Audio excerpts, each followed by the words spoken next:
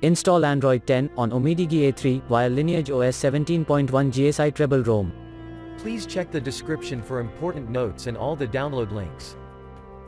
First download ROM and GApps packages, then transfer the downloaded files to the phone storage, link is in the description below. Step 2. Boot your device into TWRP recovery. Once in TWRP, click on Wipe, Advanced Wipe, and select the check boxes, as shown in the image, excluding internal storage. Step 4. Swipe the button to wipe the device. Step 5. Go back to the recovery main screen, and tap on the Install button.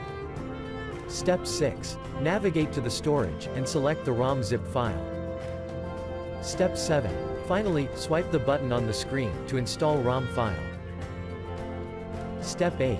Flash the GApps zip package, in the same manner.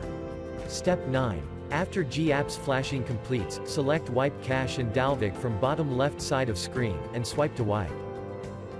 Step 10. When the flashing process is complete, hit Reboot System. That's it, you have successfully installed the ROM on your device.